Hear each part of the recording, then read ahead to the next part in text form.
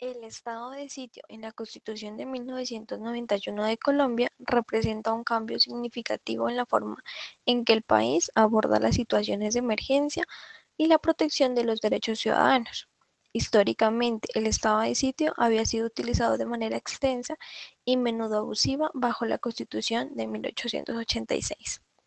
lo que permitió al Ejecutivo ejercer un control casi ilimitado sobre las libertades civiles, justificando la restricción de derechos en nombre del orden público. Sin embargo, con la promulgación de la nueva Constitución, se establecen tres tipos de estados de excepción: el estado de guerra exterior, el estado de conmoción interior y el estado de emergencia económica, social y ecológica, cada uno con requisitos específicos y controles diseñados para prevenir abusos. Esta nueva regulación busca asegurar que, incluso en situaciones excepcionales, se respeten los derechos fundamentales, prohibiendo la suspensión de garantías esenciales y estableciendo un sistema de control por parte de la Corte Constitucional. Este enfoque no solo limita las facultades del Ejecutivo, sino que también refuerza el compromiso del Estado colombiano con la protección de los derechos humanos, marcando un avance hacia una democracia más robusta y participativa. En este contexto, es crucial comprender cómo esas transformaciones han influido en la gobernanza y en la relación entre el Estado y los ciudadanos desde 1991. Compañera, ahora coméntanos cómo influyó el asesinato de Rodrigo Lara Bonilla en la declaración de estado de sitio en Colombia y qué consecuencias tuvo este régimen en la política y las sociedades durante los años siguientes. Bueno, podríamos hablar de la coyuntura, que es el estado de sitio en la noche jovesiana, de los 80. En las primeras horas de la noche del 30 de abril de 1984, un par de sicarios movilizados en motocicleta por la avenida 127 de Bogotá, enviados de Pablo Escobar, acabaron con la vida del ministro de Justicia, Rodrigo Lara Bonilla, después de propinarle una contundente ráfaga de disparos. Durante el gobierno de Belisario Betancur, Lara Bonilla se había convertido en un enemigo declarado del cartel de Medellín al realizar diversas acusaciones en contra de él. Para ese entonces no tan advertido narcotraficante Pablo Escobar, además de comprometerse con la opinión pública a convertir la extradición hacia los Estados Unidos en uno de los principales instrumentos para combatir a los señores de la droga,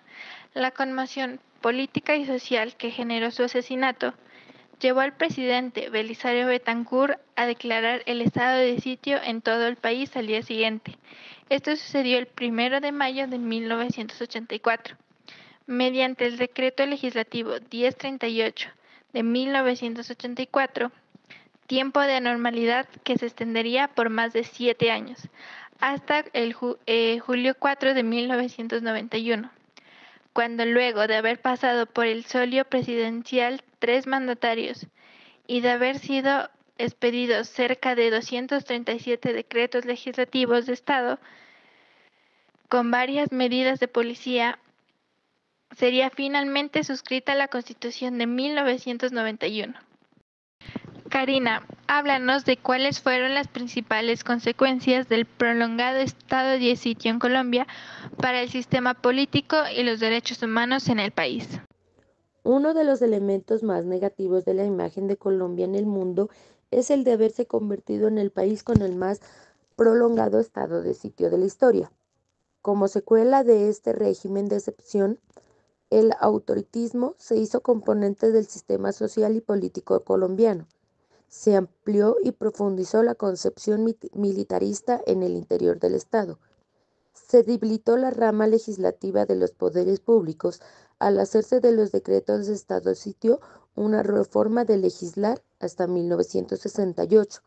con carácter permanente sobre todas las materias, colocando al Congreso Nacional en la necesidad forzada de prorrogar por medio de una breve ley los decretos legislativos del estado de sitio u otorgando facultades extraordinarias al presidente de la República para hacerlo por decreto extraordinario. Se agravó la crisis histórica de la rama jurisdiccional al crear una justicia penal de carácter administrativo por la vía de asignación de competencia a la justicia penal militar. que depende de determinaciones del Ejecutivo y está sometida a la jerarquización de las decisiones que se derivan del escalafón militar, para aún juzgar los civiles y aún delitos comunes fuera de servicios de militares. Ahora, háblanos de cuáles fueron las principales causas, tanto legítimas como ilegítimas, por las que se decretó el estado de sitio en Colombia y cómo afectó esto al sistema social y político del país. Claro que sí, compañera. Vamos a hablar que el sistema social y político colombiano hizo del estado de sitio su principal herramienta de dominación y represión, decretándolo por las más variadas causas legítimas unas e ilegítimas las más, por un golpe militar o por considerar perturbadora la reunión de asambleas departamentales o la acción legislativa del Congreso de la República por una huelga universitaria o de maestros, por un paro cívico o por los ataques de grupos guerrilleros, por actos terroristas o por secuestro de personas. Muy bien, ahora háblanos qué crítica recibió el uso prolongado del estado de sitio. Bueno, empecemos hablando sobre la Comisión Interamericana de Derechos Humanos, que criticó su uso sistemático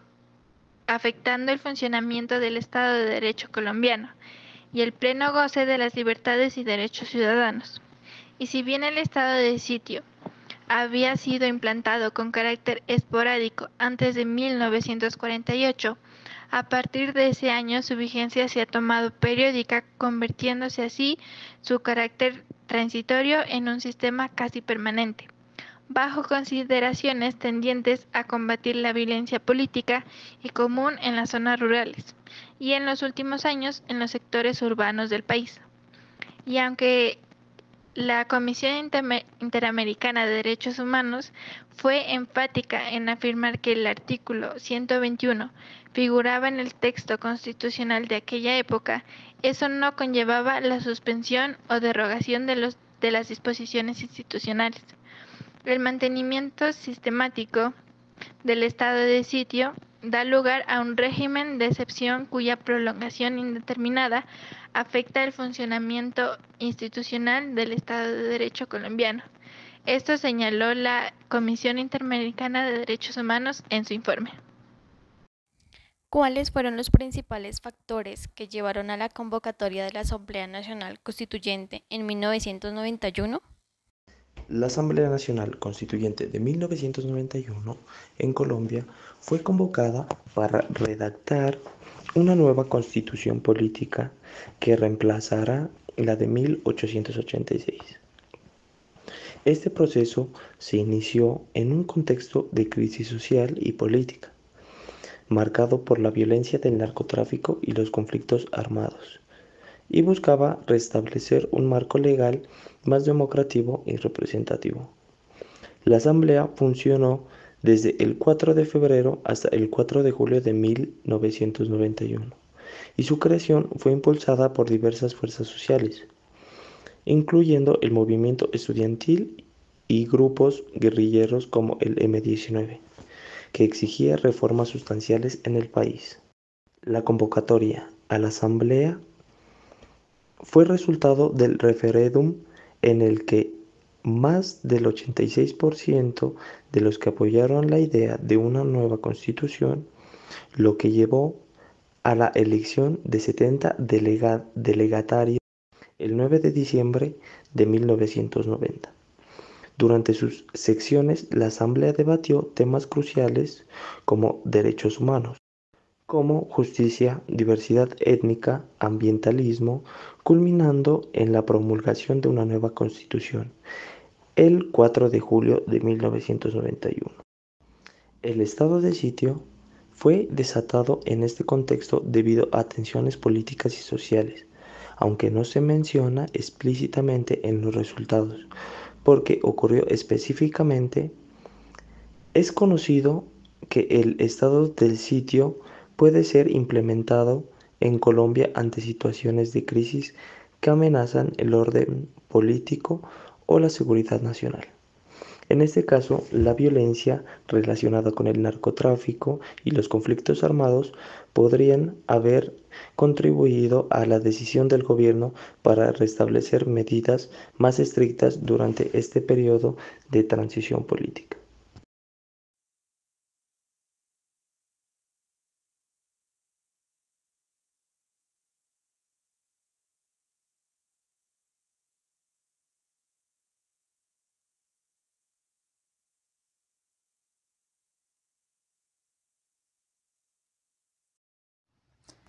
Colombia tiene que hacer el máximo esfuerzo institucional, político y de gobierno para vivir normalmente bajo las reglas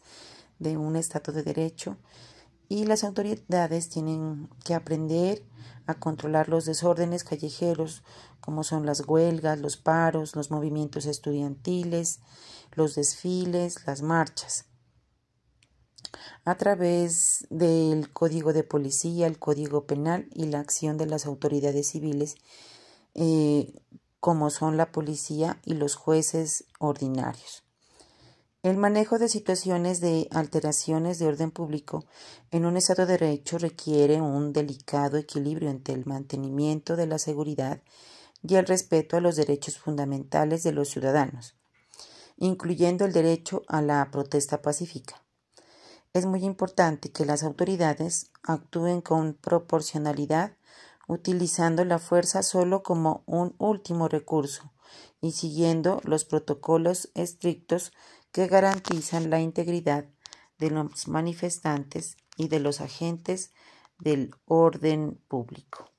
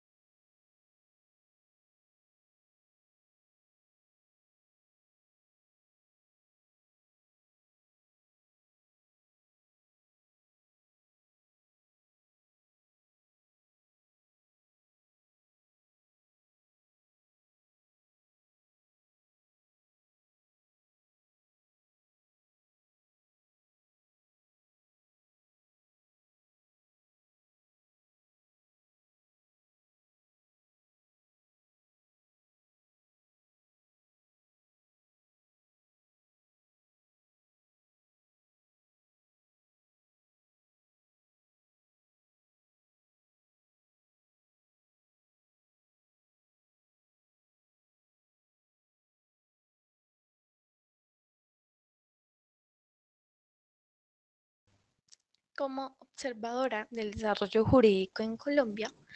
es fundamental reconocer que el estado de sitio, que fue una herramienta recurrente en la historia del país,